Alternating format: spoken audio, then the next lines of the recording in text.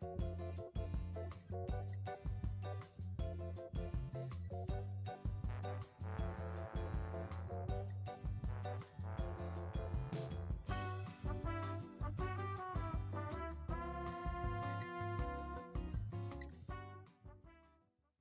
I'm Tyson Schneider. I'm an intern at MCM, and we're talking about music in MoCo and music in general today. And I am here with.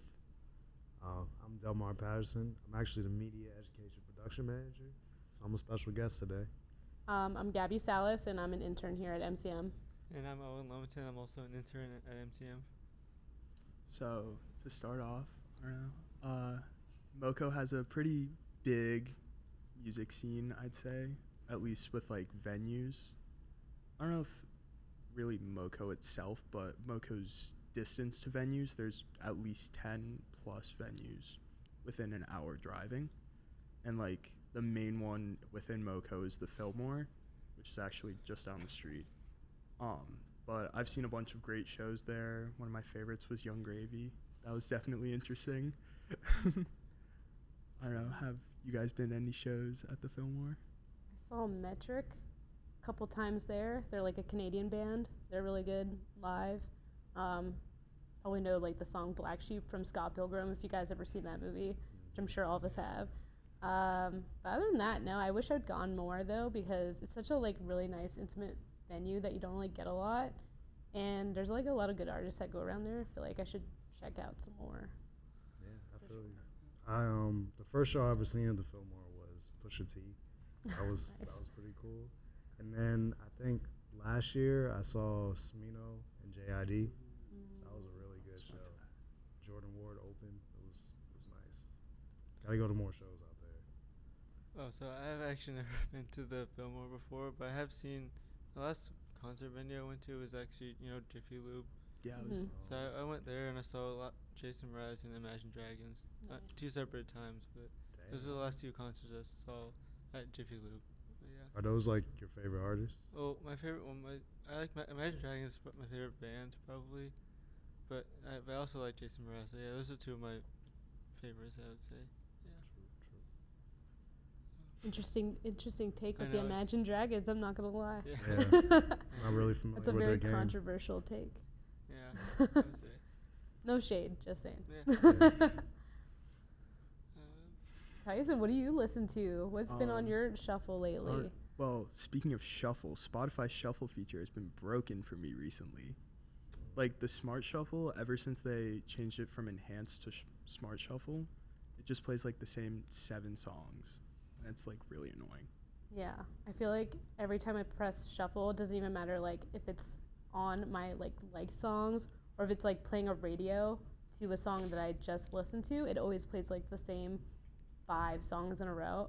And they said something, I read something recently that they're just doing it because it's like based on your listening-ship and like they want you to keep listening to songs that you like. But there's only so many times I can like listen to the same 5 songs before I'm like eventually tired of it. Yeah. You know what I mean? And I don't want to Like- get tired of songs that I really like. Yeah, and I'm like fighting to try to find like new music that I like. Yeah. I'm just struggling because every time I'll like throw on smart shuffle or a random playlist, it's always the songs that I already know, and I'm just like, Yeah, cause I love my algorithm, but I need new stuff. Mm-hmm. because I feel like Apple Music has a feature where based on what you like listening to, it keeps track of that and makes like randomized playlists for you that change every week. So I tried listening to that, but then I always get the similar songs I already have on my playlist. So Yeah. I feel like I'm already sold on those songs. Like, give me something new. It also is like a disservice to like new artists that are trying to break out too. I just feel like, yeah, listening to the same 5 songs over and over again by the same 5 artists is not helping diversify the music scene at all. You know what I mean? Yeah, and as I don't know, some people say it's like cringy and whatever, but like I found some pretty good artists off TikTok that are small, and then I've like watched them grow, and I'm like, hey, that's pretty cool. One of my favorites was Disco Lines. He's a DJ. He makes house music, and I was able to watch him go from like making beats in his like apartment or whatever to like playing festivals. And I actually saw him at Firefly in 2022. Yeah. So that was a really cool experience. My mom got a picture with him after. Nice. That sounds fire. Yeah. See, this is why I love Apple Music. It's not a plug or anything, but I feel like Apple Music lets me get those random playlists, and it's really diverse, especially their new music playlists. I find a lot of new artists through that, and sadly through TikTok too, or Instagram. Honestly, a lot of times people, post photos with songs, and I'm like, oh, this is a pretty good song. Add it to my saves. Probably add it to a playlist. Now I found a new artist. So. True. Do you guys have any shows coming up that you're going to or want to go to? I have a few that I'm like trying to get tickets for, but I haven't actually bought yet. One of them is Missy Elliott, because it's Missy Elliott. Who else? Avril Lavigne's doing her greatest hit. She's not worth it. No, but like No, chill. it's not worth it. It's like, but it's her greatest hit. But her Avril greatest Lavigne's hits don't She's a sound good classic. by her. Okay, I've that's- seen her twice. Like, Oh, Oh, really? excuse me. Like, I'm just saying, like, personal I've seen her twice experience. and she's twice sucked. If you love her, go for it. But like, I mean, I don't love her. I just feel like it's her greatest hit, so it's kind of more worth it to go rather than seeing her for like a new album that she's probably True. releasing. You know what I mean? Who else was on my list? I want to see Bikini Kill, because that's like DC Riot Girl throwback there. I can't think of anything off the top of my head right now. Any for you, For me, going back to the Imagine Dragons take, I've seen them once before, but I'm a really big fan of theirs. So they're actually gonna come around this area the day before I move into college. So cool. I might try to see them before I move in, which would be nice. And yeah, I mean, I feel like for concert, I'm more of like, I like listening to music, but I don't like go to a lot of concerts, so I guess it's weird. Because I like to run a lot, so when I go for runs, I listen to music. That's probably the time I listen to music the most is on runs. But I mean, I like concerts, but I haven't really gone to that many yet. So yeah. I mean, concerts are. I don't know. I was always the kid that I'd like go to school and people were like, "Oh, what show did you go to last night?" I mean, this week alone, I've been to 2 shows, and then I'm going to another 2 this week. So it was Slightly Stupid and Dirty Heads the first time, and then Mount Joy. But it's always like the connection you can feel at the concert with all of these strangers. Yeah, I feel like there's agree. nothing else that really like brings people together like that. Actually, I wrote my college essay, like my Common App essay about that. Yeah. But I don't know. I feel like music can just bring people together like no other. I did like seeing how like when I went to the Imagine Dragons concert 2 years ago, I remember seeing everyone there just singing the same song all in unison, and I thought that was really cool to see that. Yeah. I just want to say too, like, I feel like music is such a good part of the community as well. Like over the weekend, my homies threw like a little festival out in DC. Shout out Fort Oak, that's their name by the way. But yeah, it was a really good opportunity to see like local artists come because they threw like an open mic and everything. So yeah, it's just so cool to see like local people come together. You know, people from Montgomery County, PG, DC, all linking up. So yeah, it's really special.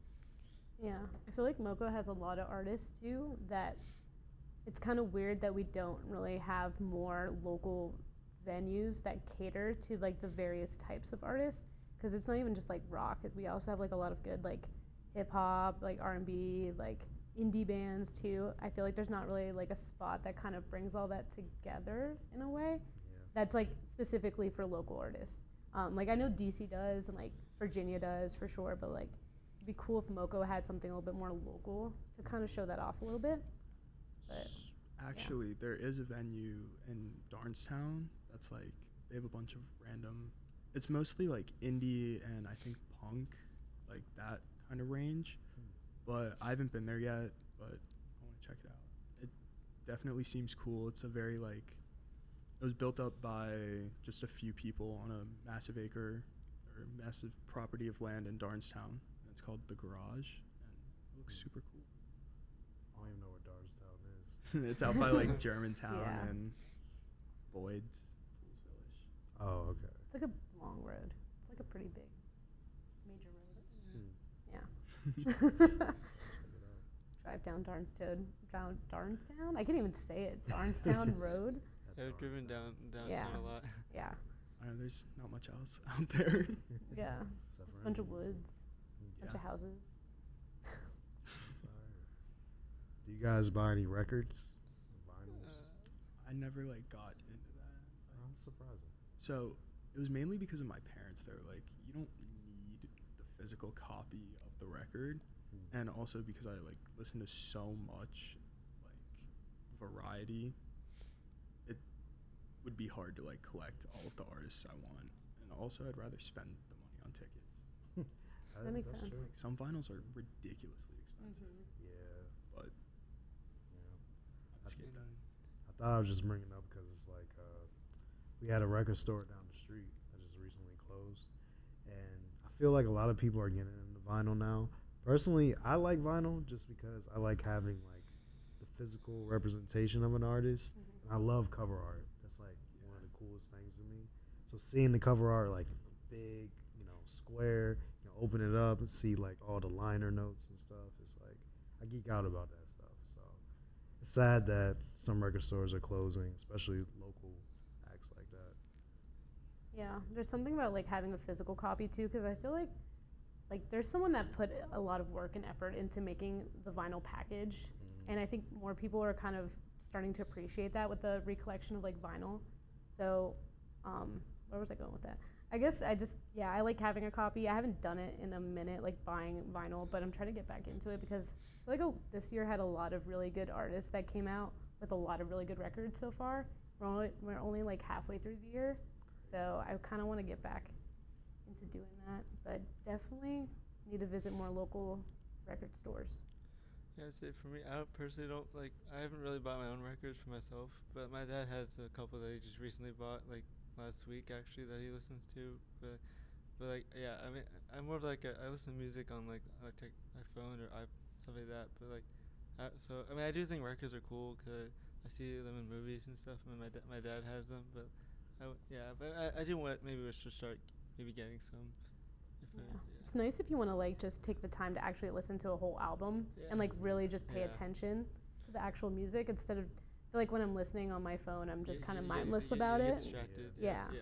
It's more intentional. Mm-hmm. I wanted to go back to the mention of like the attention to detail in records. I have a friend who's a big Mac Miller fan, and she just got his NPR Tiny Desk vinyl, which is kind of hard to find, but on the vinyl itself, it's like a lightish blue vinyl, and it says "I love you so much" on it, and it looks like it was written in Sharpie. And it's like small things like that are just so cool that you wouldn't be able to get with like a digital version. Facts. So, vinyl is definitely cool. Yeah, maybe our generation will bring it back. I feel like we kind of have. I think they did. Yeah. It's like super huge. I feel like also like now you're having Target exclusives, like Urban Outfitters exclusives. Then you have like variants like Charlie XCX recently had 2,000 copies of like Brat Green vinyl and then a red one and a blue one, stuff like that. So it's definitely making a comeback for sure. Yeah. Also, if you buy like straight from the artist, it's a good way to support them, not just buying tickets and merch. Yeah. Streaming doesn't really help them that much. Yeah. Even buying tickets doesn't really help them that much either. I feel like too, because like venue costs alone are just so expensive, plus the fees and everything. Yeah. I mean, ticket costs are insane Yeah. these days, and like concert culture while you're there has also changed a lot. Oh, 100%.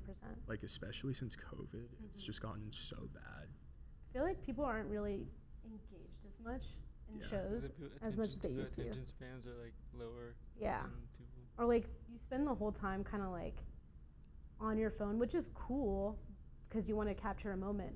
But at the same time, it's like I feel like the whole time you're anticipating that one song so you can capture it. Yeah. You're not even actually really in it. Whereas like when I go to a concert, I want to be able to kind of not think about everything that's going on, and I just want to focus on exactly on the artist and what they're doing. You know. So. I definitely agree with that for sure. And like, so you can, like when I was younger, I was taking videos of like every song at every show, and then like I've kind of hit the point where I'm like, I'll look at the set list if I really want like one song, And like even then, I'm just like holding my phone. I'm not actually looking at it. Like I'm fully focused on the band, which definitely like helps with the immersiveness and kind of blocking out other people when they're kind of being rude and whatever. But it just adds to the experience also, as you were saying. People can be rude at concerts, though. Like 100%. Yeah. I mean, it gets messy sometimes, but Yeah. we hope you enjoyed. If you have any comments, let us know. Why don't you, if this ever gets seen. tell us your favorite albums in the comments. And your favorite record store, local record stores, if you have any.